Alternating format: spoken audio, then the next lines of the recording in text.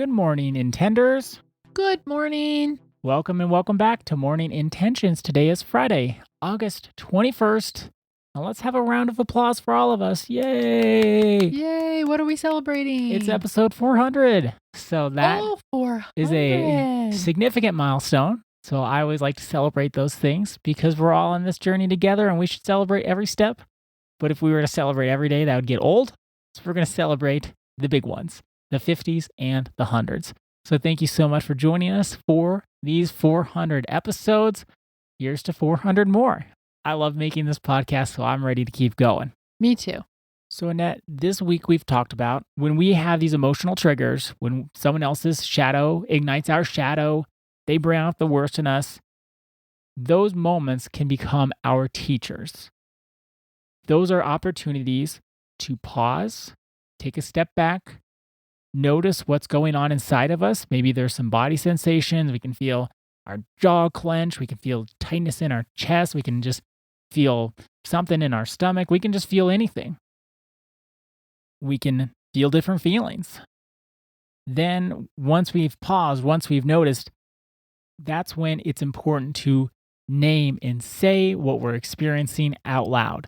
Our feelings and our needs. That's right. Put some words to it. Don't let it just be a jumbled mess of spaghetti in our noodles.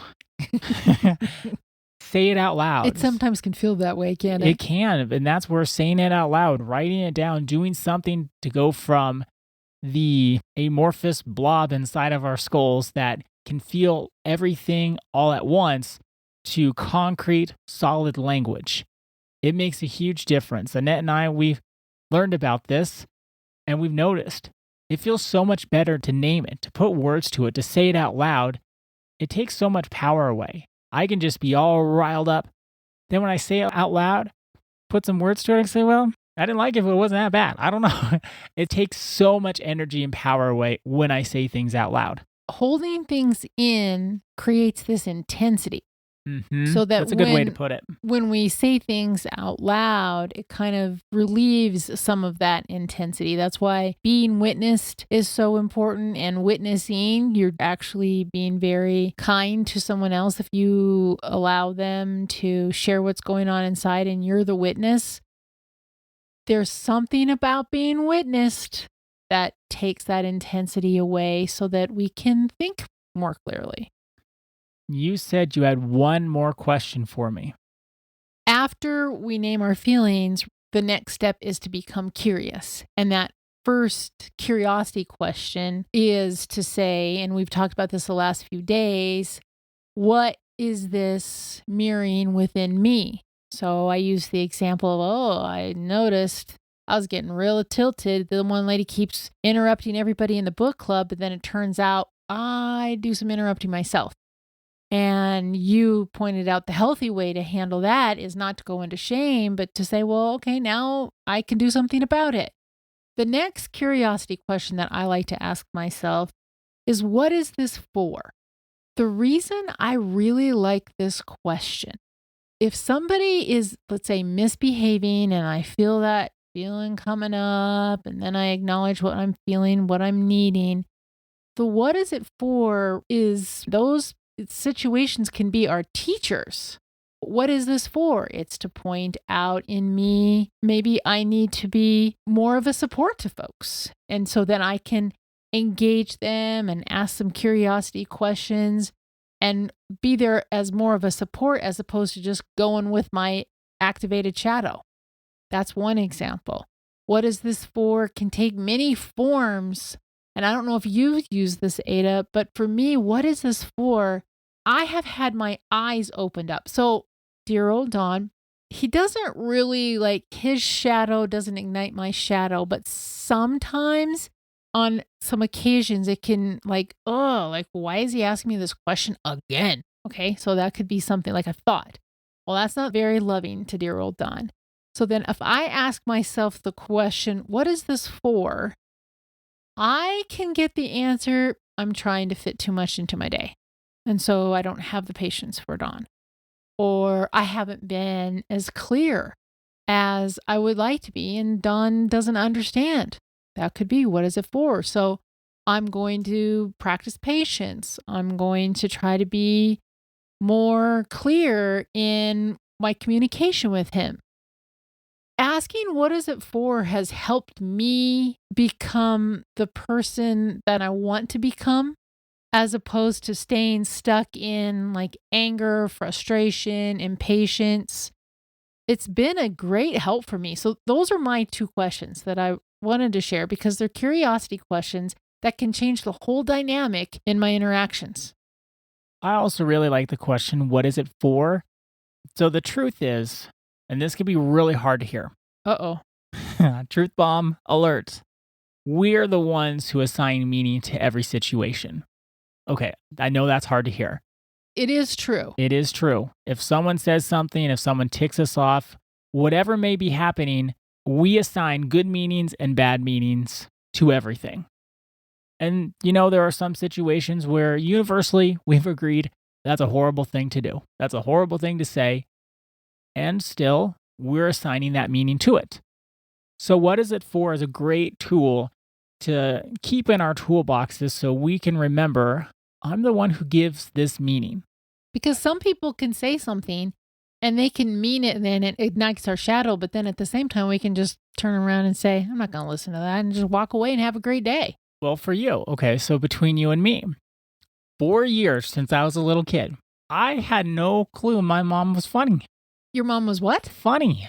Like, ha funny. Oh, ha funny. Because she'd say these things and I thought she was dead serious with it. She wouldn't laugh. She wouldn't even crack a smile. And I cannot believe this. We made this discovery, just like 3 years ago? Yeah, so she would say something that I thought, oh my gosh, she's really serious right now. But she was trying to be funny. And I would tell her, you got to laugh at your own jokes. Otherwise, I don't know you're making a joke. And I I'm just never don't going know. to laugh at my own jokes because then that takes the funny away. I know. That's what you'd always say. You're not supposed to laugh at your own jokes. I laugh at my own jokes because I think they're funny. That's why I say them. So I had to learn this is one of those times mom is trying to be funny. So what is it for? What's the meaning that can go with this? And ever since you had that realization, you and I have a lot more fun. We do, because I always thought you were serious. So all these times in the past, you were assigning the meaning funny, I was assigning the meaning serious, and there was a conflict. There was. That's why you would give me those dirty looks. I thought you're totally serious. And so now I say, oh, this is when mom is joking. She's not going to laugh. She's not even going to crack a smile. She won't even have a twinkle in her eye. But this is when she's making a joke. So even there, I heard what my mom would say, and I would assign the meaning serious. I was wrong, actually, but I gave it that meaning. So what is it for? We can then decide what meaning do we want to give the situation? What do we want to emphasize? What do we want to think about it? That's all our choice. And it could just be, what is this for? To bring awareness to this. It's to bring awareness to how this is how people react when somebody says a certain thing. I mean, what is it for is pretty open-ended. My experience is you'll always get an answer. Do you always get an answer? I do. I do always get an answer, and I always can figure out a meaning for it. And the thing is, I have a little Marcus story, my little puppy Marcus. So he is not a naughty puppy, but if he does not want to do something, like go in his nice kennel or come inside or anything, if he does not want to do anything that I would like him to do, what he does is he stops, he looks at me, and he flops on the ground. And he'll just put his head down and flop himself over and make himself very heavy. I'm not going to drag my dog across the dirt or something like that. I don't do that. So he knows if I don't want to do something, I'm just going to flop on the ground. Now, I could get upset, you dog, why don't you listen to me? You're supposed to do what I say. That could be one thing I do. Or I can just rub his head and say, oh, you don't like to be forced, and then just pick him up and carry him to where I need him to go. And so where would what is it for fall into your experience there? Well, it could be what is it for? Well, this could teach me to be patient. Or that little Marcus doesn't want you hurrying all the time. He doesn't like to be forced on anything. One time he had to have a little surgery. He had this cone, and I had to give him his antibiotics.